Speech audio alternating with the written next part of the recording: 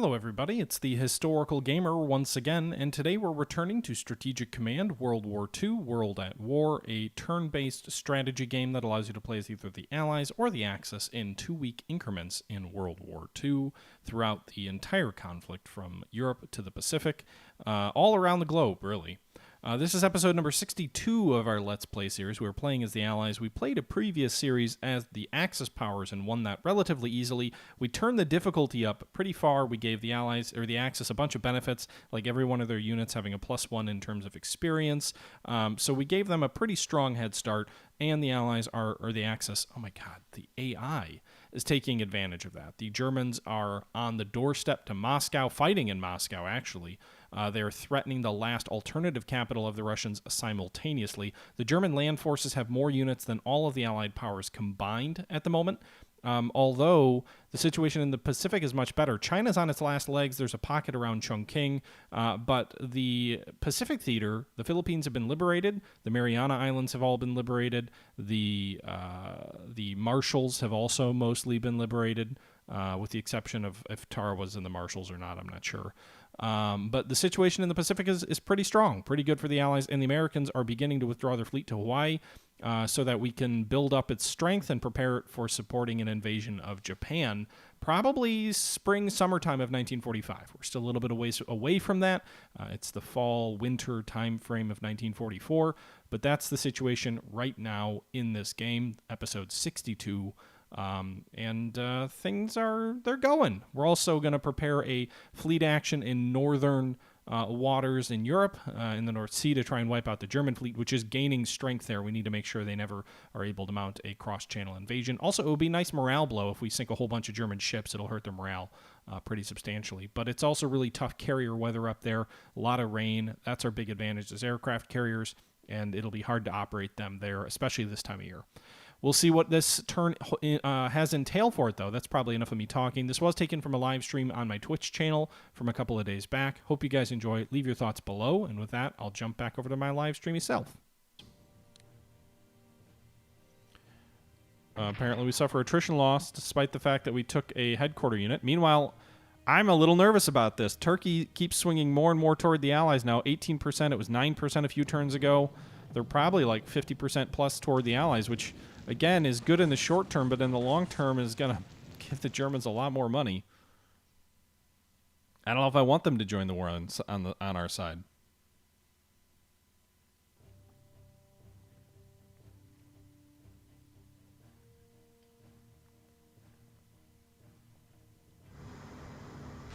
Japanese cruisers are attacking our subs. Oh shit, I forgot about this transport. What's the German Navy doing out there? Please don't detect my transport.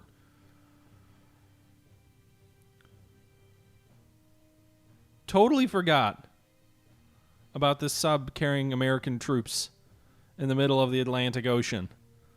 That now could be easy prey to anything to destroy it now that the Canadian destroyer has been driven off.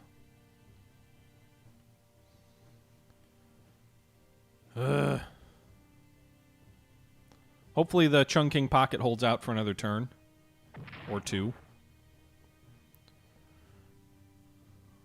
I would have thought it would have been the winter turn in Russia. It's into November, but I guess it's not snowing there yet. Meanwhile, a heavy V weapon attack this turn on England from occupied Europe by the Germans. I need to zoom in. I can't really see what's going on other than they're hurting that core in front of north of Moscow. Well, there goes that unit north of Moscow. So the northern portion of Moscow is now in German hands, and they've begun the attacks on Moscow proper. You saw that last unit there attack Moscow. Didn't do any damage, but it did attack it. Meanwhile, just 3 or 4 more attacks there on the shock army in Moscow. Remember, it has a level 6 entrenchment, so they are working those entrenchments down. So that is not good news for us. Meanwhile, the Japanese continue... there goes the army west of Chongqing. I didn't really have anywhere to hide it from enemy attacks. Heavy tanks are attacking our army south of Perm. There they go. They destroy it. I don't know why some of those AI units haven't been upgraded. They're still rocking level 3 tanks there. I'm not sure if this counts as winter yet or not. The game has some pretty hefty penalties against the Germans attacking in winter. That's why it matters.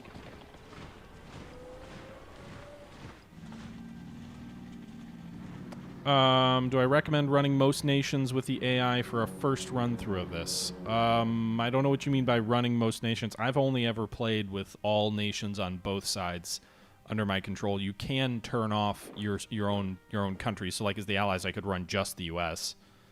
I've never done that. Not something I'm super thrilled with. The Shinao battleship prepares for battle. So I guess the Japanese just deployed the Shinao,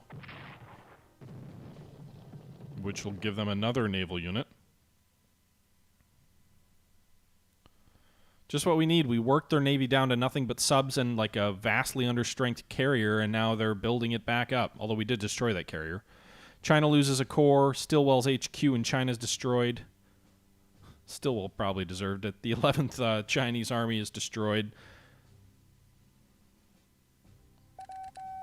Didn't see anything about destroyed Soviet units, but I know we lost one. I think we did anyway, unless they drove it back and I just didn't see that.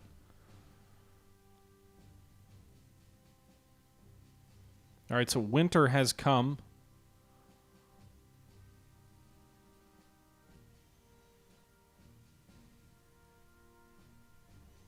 Alright, so the 10th U.S. Army is ready, 2 Soviet corps, and another Indian. The Indian Army's really building up. Alright, so they reduced its entrenchments from 6 to 3 in a single turn. I'm not going to attack there. We'll let them...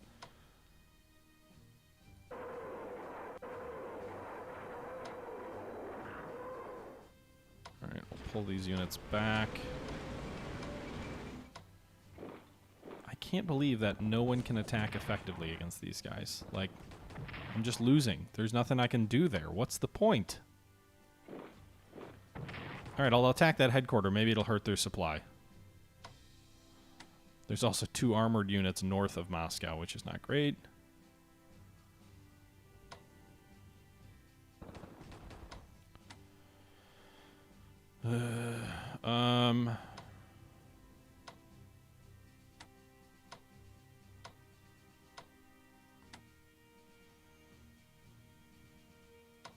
Why do my shock armies do nothing?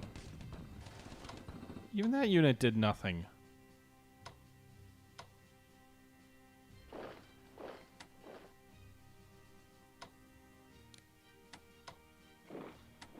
Alright, so I'm advancing into their flank here at Kazan.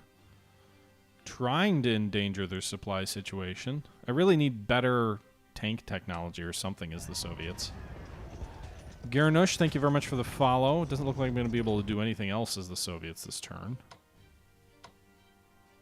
What good is a shock army if it can't take on enemy armor? Like, why do I bother? Alright, so reinforce these guys.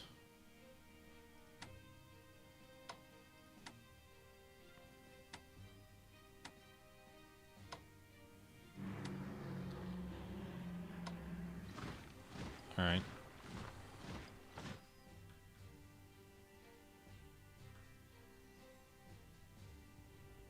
The shocking thing about shock armies is they can't do anything. Yeah, that's what it feels like. Alright, so let's get this American heavy tank. Heavy tanks that I put at risk.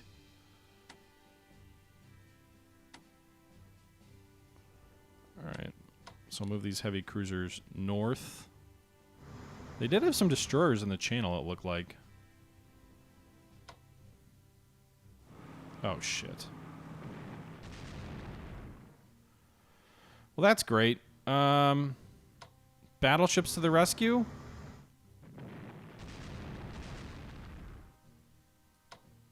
Carriers as well?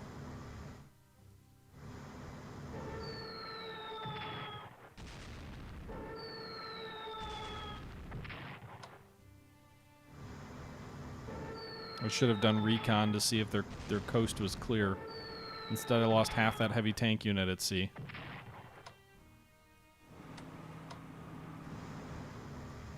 And now I've got to make sure I can shield it from enemy units.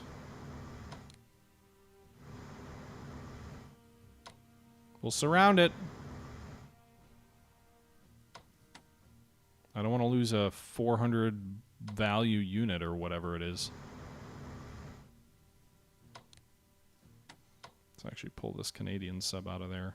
Shield that carrier a little bit. Bring this destroyer down here. Suffrat, thank you very much for the follow. Appreciate it. All right, so this American heavy armor unit is now shielded by a wall of units that I don't think the Germans can destroy in one turn, unless they really bring some major fleet assets out. Their fleet goes from 23 to 22 units. The Japanese, meanwhile, got a 5th unit back since they deployed the Shinao. I'm glad our intelligence at least told us that. This carrier's upgraded fully, so we can sail it north. Likewise for this carrier.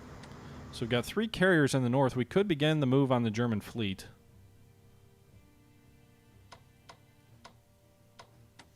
We think they're up here in the Norwegian Sea near the Vestfjord. All right, these carriers can move the least, so we'll move them first. Move a screen of heavy cruisers in front.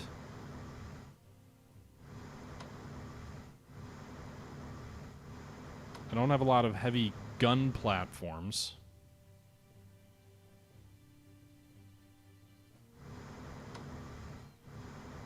My one battleship in this area is down this way. I thought I had more than one battleship. So heavy cruiser coming up the Norfolk. Got 2 American heavy cruisers. I know I've got at least 2 or 3 battleships in the Med.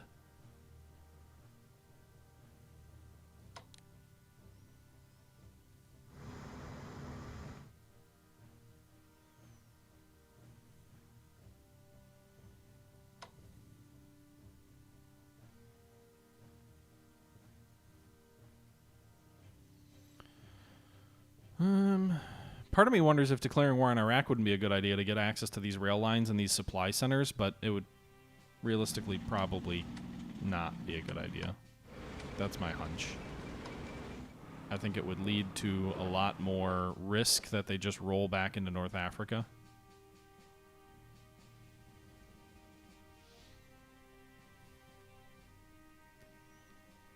Okay, reinforce these tactical bombers.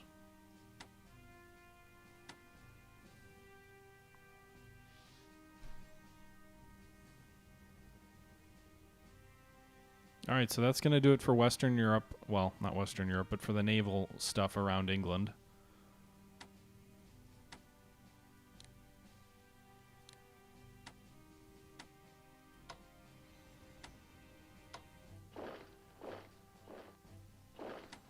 Nope.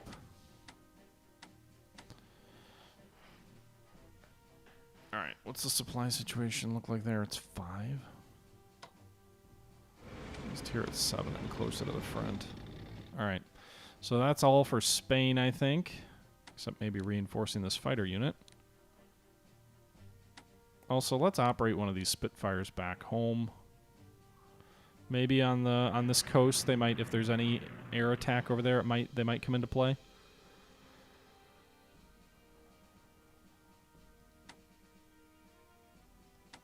Okay, so I think that does it for those guys. We did Iran, so now we need to check out Russia. We already did Russia. Okay, new units. The Soviets have 2 new cores. I'm going to deploy one down here to drive on Uralsk and maybe Kubachev from the rear. And then we'll put another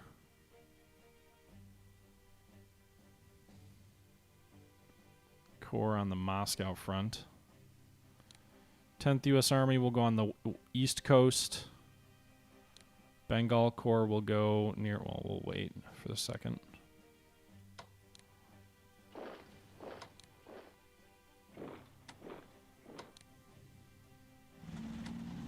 Right, so what's the supply situation here? 10?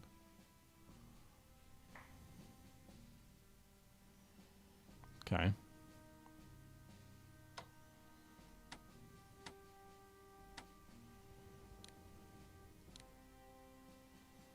All right, so we're building up a force in western China.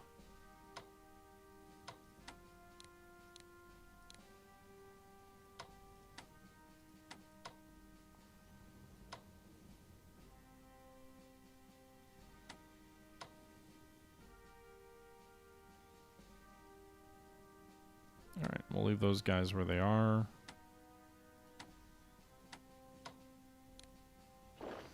While we build up a force around Umrichi, so that's China. Our options are pretty limited this turn. Reinforce those Australian troops.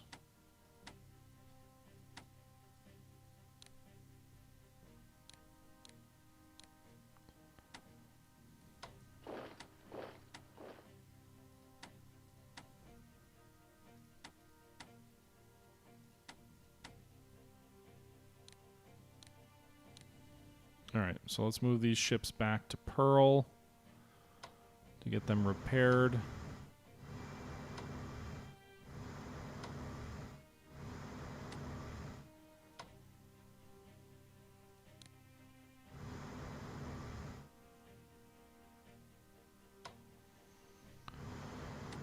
Alright.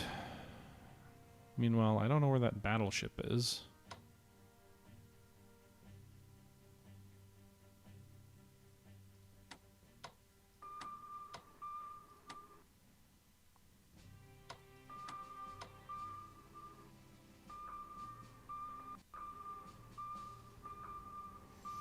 Alright, so we detected the enemy battleship. It's located near Shanghai. Wow, this... couldn't finish it off, but we did damage it a little bit.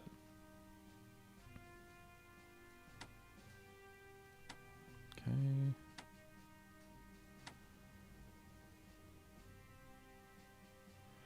Yeah, that armored unit lost half its strength because it was...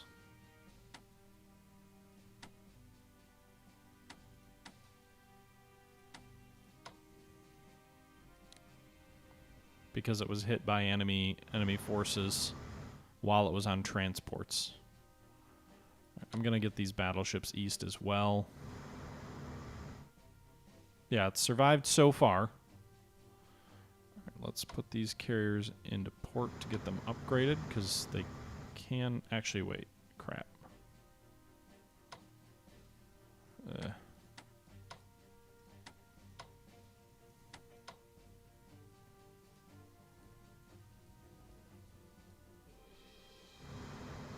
Alright, these guys should, like, get readiness bonuses and whatnot for being back in the States.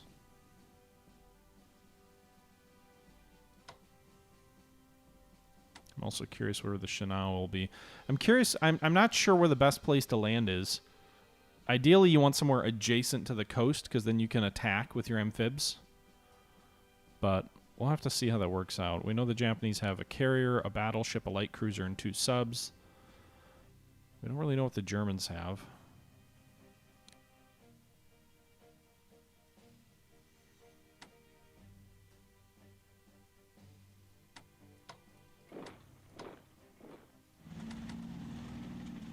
Okay, so I'm going to get this 2nd Marine Division reinforced. We'll have to pull it forward to Saipan or something.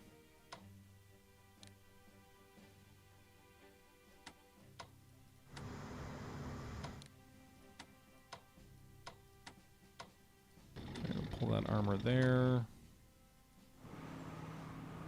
Actually, crap.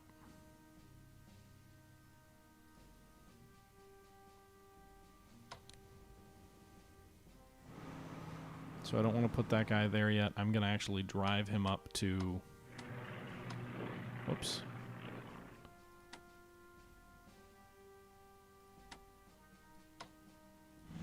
Drive him up to Iwo Jima, because I'm going to do an airborne assault when the weather cooperates in Japan. Hamish, I don't know. I mean, yeah, I guess a little bit. You missed a little bit. Alright, we'll upgrade this guy. We're preparing for the invasion of Japan, but it probably won't happen tonight.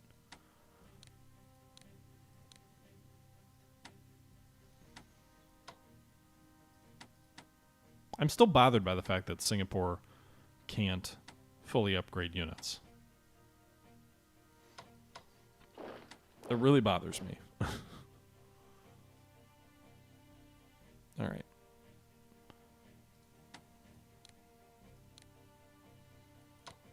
Didn't we say the Sudan Defense Force was also heading in there? That's Brazilian. That's UK. Oh, the Sudan Defense Force is still in Sudan. That's why.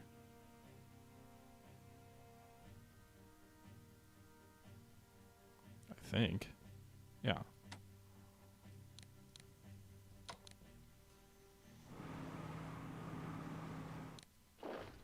Okay, so we're pouring troops into Iran. Probably committing more troops there than the Germans are. Which again makes me wonder if taking Baghdad might not be a bad idea. We'll have the force there to do it. That's 15 MPP, just the oil wells outside Basra. Basra's worth 2.5. Baghdad's worth 5. Oil wells up here worth another 15. So it's worth like over 40 MPPs. Plus the supply it brings. 5, 20, 35, 37 and a half. Maybe it's 37 and a half.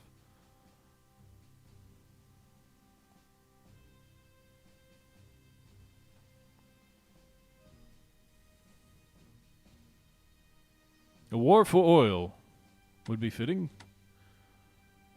But again, it would open up North Africa in the event that we fail.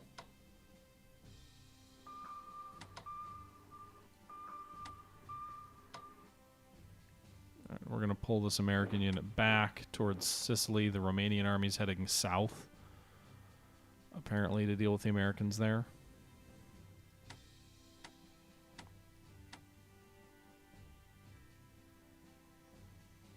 All right, so I think that does that for the turn.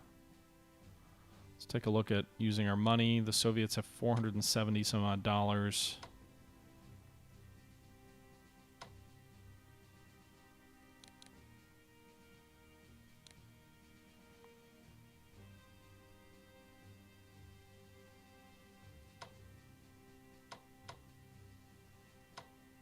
Okay.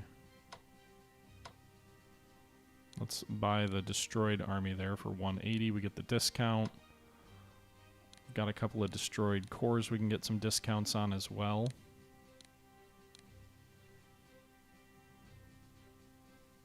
Quite a few destroyed cores we can get discounts on. So you can see here in January we'll be getting 2 cores, an army, and a mechanized unit. As well as at the end of December we'll be getting an army. So 2 armies, 2 cores, and a mechanized unit on the way for the Soviets. The Americans have 636 income right now. I think research, they're kind of already maxed out to what we want them to be. The British, we should actually take a quick look here. So they're working, they should be working on level 5 fighters, but they're not. They're working on level 5 tanks, which will be good, but not enough of them. We'll invest in production technology for them. All right, so the Americans, meanwhile, I don't think there's anything else to research for them. Anti-tank doesn't matter as much. I have no anti-tank units. Heavy bombers doesn't matter as much. I have no heavy bombers. Naval tech's already up there. All the stuff on the right side's up there. These guys are already invested to get to the max. Maybe anti-submarine warfare. That might be somewhere we want to accelerate a little bit. Ground attack weapons already maxed. Advanced subs. I only have 1 sub. Long-range aircraft, eh. Heavy bombers, eh. You know, so I think we'll leave that, and we'll use the money to buy stuff.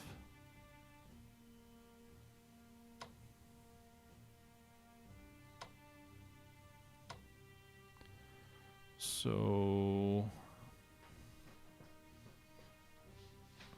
we have another headquarters unit already on the way. We have a bunch of tank units in Europe, or in Japan. Not really many in Europe. Level 5 tanks are expensive, though. They use almost all of our money.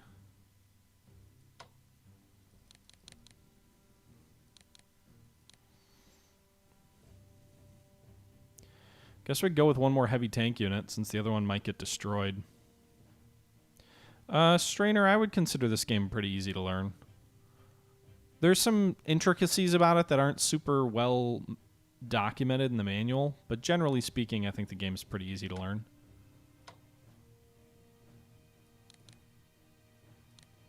All right, so we've got another Indian Corps on the way. It'll arrive on January 12th. The Americans, meanwhile, now have a heavy tank unit that'll arrive in May of 45.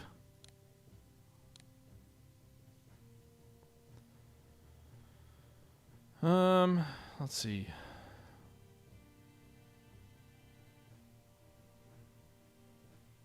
One more turn? Do we want to see if the Soviets take, or if the Soviets hold Moscow, or if Moscow falls this turn? They'll be able to attack 1, 2, 3, 4 times, plus they can swap all these guys out at least once with new units, so they could theoretically attack 8 times. These guys have 3 entrenchments, their readiness is 87, their morale is 63. If the weather clears for them, I think Moscow falls. If the weather stays snowy, there's a chance it holds out for one more turn, but we'll see.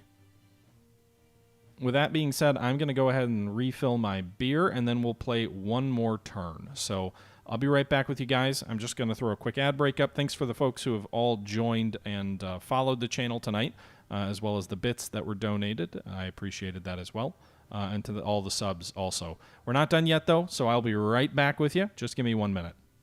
All right, and that seems like as good a place as any to leave the live stream, so we'll go ahead and wrap this one up. I hope you guys did enjoy the episode. As always, leave your thoughts down below, and until next time, I'll catch you guys in the next episode. Until then, this is the Historical Gamer saying once again, as always, thank you very much for watching, and until next time, I'm out.